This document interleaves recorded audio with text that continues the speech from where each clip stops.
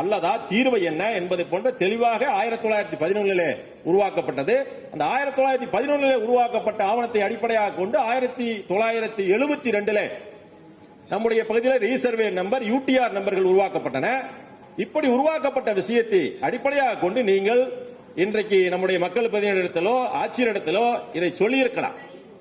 ஏன் இதை மூடி மறைத்தீர்கள் என்பதுதான் இந்த மக்களுடைய கேள்வி. எதற்காக இதை இந்த ஆவணத்தை, இந்த கடிதத்தை நீங்கள் வெளியிடவில்லை அல்லது இது குறித்தான ஆய்வுகள் செய்யவில்லை?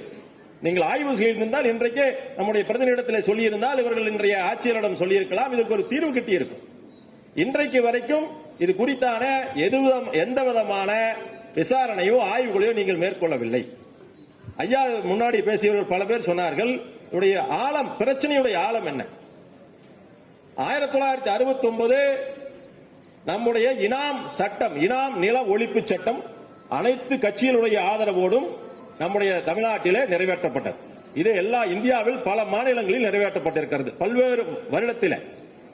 இதன்படி எந்த அரசராக இருந்தாலும் சரி, எந்த ஆட்சியாளராக இருந்தாலும் சரி, ஆங்கிலேயர்களாக இருந்தாலும் சரி, அவர்கள் அரசு நிலத்தை ஒரு குறிப்பிட்ட விஷயத்திற்காக இனாம் கொடுத்திருக்கிறார்கள் என்றால், நம் ஊரில் இருக்கின்ற கோயில்களுக்கு, குருக்களுக்கு கொடுத்திருக்கலாம், இந்த பகுதியுடைய குளங்களை நிர்வாகம் பண்ணுகிற நம்முடைய குள நிர்வாகிகள், நீர் நிர்வாகிகளுக்கு கொடுத்திருக்கலாம், அல்லது முகமதியர்களுக்கு கொடுத்திருக்கலாம். எது கொடுத்திருந்தாலும் அரசு நிலத்தை இனாமாக கொடுத்திருந்தால் அந்த நிலம் அந்த சமயத்தில் யார் அவற்றை பயிரிட்டிருக்கிறார்களோ, யார் அவர்கள் அந்த இடத்துல குடியிருப்பு செய்திருக்கிறார்களோ, யார் அந்த இடத்துல கடைகள், வியாபார ஸ்தலங்கள் நடத்தியிருக்கிறார்களோ அவர்களுக்கே பட்டா வழங்க வேண்டும் என்பதுதான் 1969 இனாம் ஒழிப்பு சட்டம்.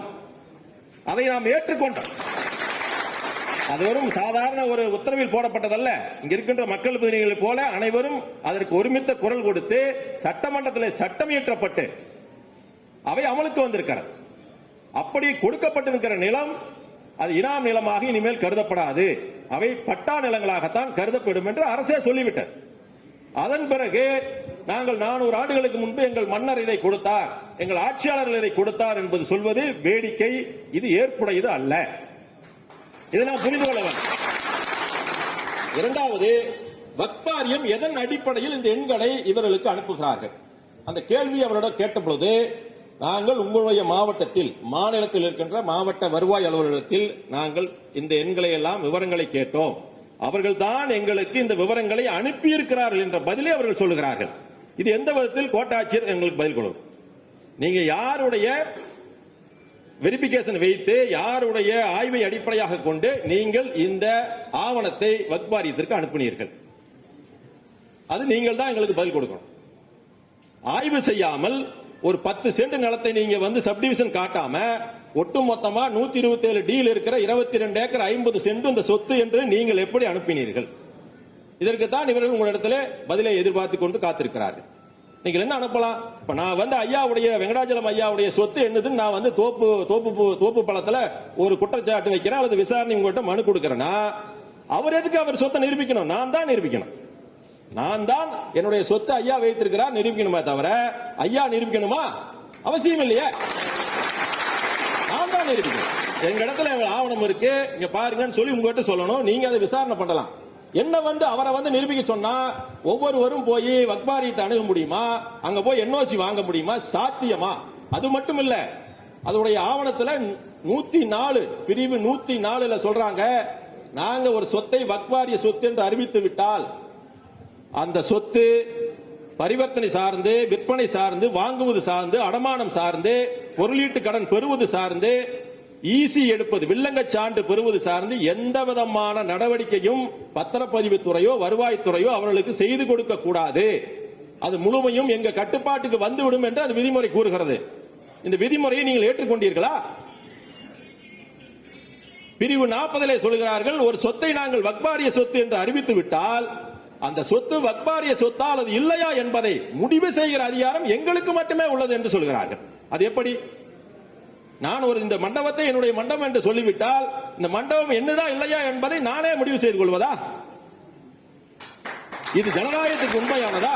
இது ஜனநாயகத்தில் இருக்கிறோமா? நாம இது ஜனநாயகத்துக்கு உட்பட்டதா?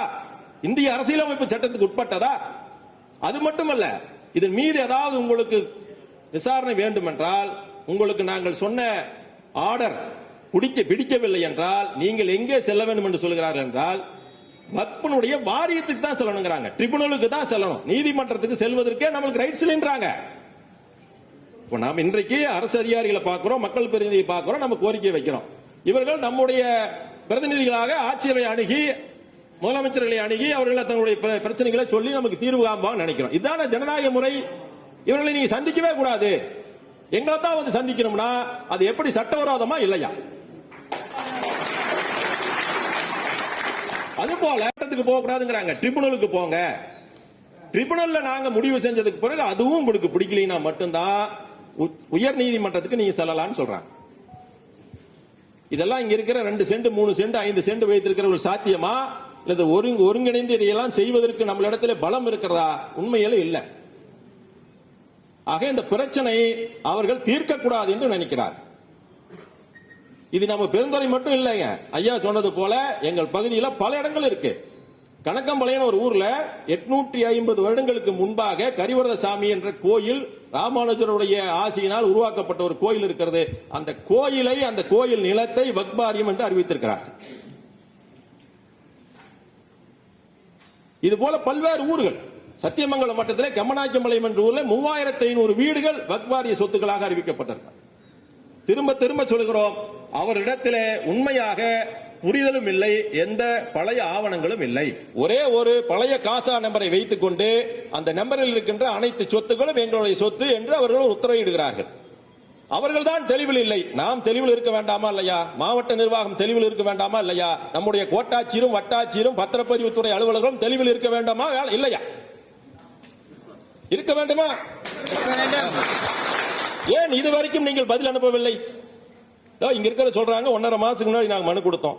நாங்க கொடுத்த 2 மாசம் ஆச்சு கோபிப்பட்டது பகுதியில். அதற்கு முன்பு தனிநபர்கள் எவ்வளவோ பேர் உங்களை அணுகியிருப்பாங்க. நீங்க என்ன கேட்டுக்கணும்? ஐயா இந்த மாதிரி இருக்கு, எங்களிடத்தில் இருக்கிற ஆவணத்துல இந்த மாதிரியான சொத்துக்கள் இல்லை என்று நீங்க ஒன்னும் வக்ஃப் வாரியத்துக்கு அனுப்புங்க, மாவட்ட ஆட்சியருக்கு அனுப்புங்க, மாவட்ட ஆட்சியர் தலைமைச் செயலாளருக்கு அனுப்பட்டும், மக்கள் பிரதிநிதிகிட்ட சொல்லட்டும், அவங்க போய் அமைச்சரை பார்க்கட்டும். அமைச்சருக்கே போய் சேரலீங்க. இது வரைக்கும் ஏதாச்சும் அரசு அதிகாரி இந்த அமைச்சர் கவனத்துக்கு கொண்டு போனாங்களா? இல்லையே. ஏன் கொண்டு போகல? அப்ப நீங்க இவங்களை மதிக்கலைன்னு அர்த்தமா? இவங்களை தெரிஞ்சுதான் சார் இவங்க சட்டமன்றத்தில் பேச முடியும். நாளைக்கால எனக்கு இந்த பிரச்சனையை தீர்த்து கொடுங்க நம்ம சொல்லல. ஆனா இவங்க கவனத்துக்கே கொண்டு போறமாக இவங்களை குற்றஞ்சாட்டுவது எந்த விதத்தில் நியாயம்? நீங்க யார் எங்களை போய் என்ஓசி வாங்கிட்டு வர சொல்வதற்கு? ஆக இந்த பிரச்சனையுடைய ஆழத்தை நீங்கள் புரிந்து கொள்ளணும். இன்றைக்கு நாங்கள் சொல்லுகிறோம் 2 விஷயம். நாங்கள் எந்த காலத்திலும் வக்ஃப் வாரியத்தில் போய் என்ஓசி வாங்க மாட்டோம், அது சாத்தியமும் அல்ல. இரண்டாவது உடனடி கோரிக்கை, கோபி கோட்டம், பெருந்துறை கோட்டம், ஈரோடு கோட்டத்துக்கு உட்பட்ட இந்த பகுதிகளில் உடனடியாக சிறப்பு குழு அமைக்கப்பட்டு, கோட்டாட்சியர் தலைமையில் 2 கோட்டாட்சியர் தலைமையிலும் சிறப்பு குழுக்கள் அமைக்கப்பட்டு உடனடியாக இந்த பகுதியில் உண்மையான சொத்துக்கள், முகமதியருடைய சொத்துக்கள் எவை, வக்ஃப் வாரியத்துடைய கட்டுப்பாட்டில் இருக்கின்ற சொத்துக்கள் எவை என்பதை வெளிப்படையாக நீங்கள் அறிவிக்க வேண்டும். பொதுவாக நாங்கள் ஆராய்ச்சி செய்கிறோம் வேண்டாம், எங்கிட்ட இருக்குங்க ஆவணம், எங்ககிட்ட இருக்கு ஆவணம், எந்தெந்த ஊர்ல எவ்வளவு சொத்து இருக்குன்னு தயவு செய்து புரிஞ்சுங்க. இது நேற்று வரைக்கும் இது வக்ஃப் வாரிய சொத்து அல்ல. உத்தரப்பிரதேசல 79 இந்த மாதிரியான சொத்துக்கள் வக்ஃப் வாரிய சொத்துக்களாக அறிவிக்கப்பட்டதை போன மாதம் இன்றைய அரசு ரத்து செய்திருக்கிறது. அந்த சொத்து அப்படி ஒரு சொத்து இருந்தால் அது பெருந்துறைக்குட்பட்ட அந்த முகமதியருடைய கட்டுப்பாட்டில் தான் இருக்க வேண்டுமே தவிர அந்த சொத்து வக்ஃப் வாரிய சொத்தாக மாற்றப்படக்கூடாது என்பதுதான் நம்முடைய 3வது கோரிக்கை. அது 5 சென்டா இருக்கலாம், 10 சென்டா இருக்கலாம். அதை வக்ஃப் வாரிய சொத்தாக இவர்களால் மாற்றுவது. நம்முடைய குலதெய்வ கோயிலுக்கு நான் நேற்று கூட பேசினேன். நம்முடைய இந்த குலதெய்வ கோயிலுக்கு எத்தனையோ நிலங்கள் நம்முடைய நிலங்கள் இருக்கிறது. இதை நாளைக்கு இந்து சமய அறநிலைத்துறையில் சேர்த்து விடுவார்களா? சாத்தியமா? சொல்லுங்க. முடியாதுல்ல. அரசு கோயில் என்றால் உடைய சொத்துக்களை HRNC சேர்த்துக்கலாம், அதுல மாற்று கருத்து இல்ல. நீங்களும் நானும் ஒரு 10 பேர் சேர்ந்து இந்த இடத்துல ஒரு 10 சென்ட் வாங்கி கோயில் கட்டுறோம், அந்த நிலம் வந்து HRNCக்கு கட்டுப்பட்டுருமா? அது போலதான் இதுவும். உள்ளூர்ல இருக்கிற முகமதியருடைய அந்த தர்காவோ மஸ்ஜித்தோ அல்லது முத்தவழி சில கட்டிடங்களோ அது எப்படி வக்பாரிய சொத்தாக முதலிலே மாறும்? முதல்ல அவங்களுக்கு தான் பிரச்சனை. முகமது இருக்கே அது மிகப்பெரிய பிரச்சனையாக மாறும். ஒவ்வொரு மாவட்ட நிர்வாகத்துக்கு எதிரான விஷயமோ இல்ல, அரசு அதிகாரிகளின் அலட்சிய போக்கை கண்டித்து தான் இன்றைக்கு மக்கள் பிரதிநிதி முன்னாடியிலே நாம் இந்த விஷயத்தை சொல்றோம். இவருடைய விஷயம் ஆழம். அண்ணன் சொன்னது மாதிரி இந்த காலதாமதம் மக்களுக்குள்ளே பிரிவினையை ஏற்படுத்திவிடும், பகைமையை உண்டாக்கும். உண்மைங்களா இல்லையா? காலதாமதம் தான் காரணம். இதுக்கு இந்த காலதாமதம் தான் காரணம். இன்றைக்கே நீங்க முடிவு செய்யுங்க. உங்ககிட்ட இல்லாத ஆவணமா? நாங்க ஒண்ணு எந்த ஆவணத்தையும் தயாரிக்க முடியாது. நாங்க வச்சிருக்கிற பத்திரம் எல்லாம் வேண்டாங்க, எல்லாத்தையும் நாங்க தூக்கி வீசிடுறோம். உங்ககிட்ட இருக்கிற ஆவணம், உங்ககிட்ட இருக்கிற 1878க்கு முன்பு இருந்த 1878 இருந்து 1911 வரைக்கும் இருக்கின்ற, 1911 இருந்து 1972 வரைக்கும் இருக்கின்ற அனைத்து ஆவணங்களையும் எடுங்க, அதுல பாருங்க, அதை வெளியிடுங்க.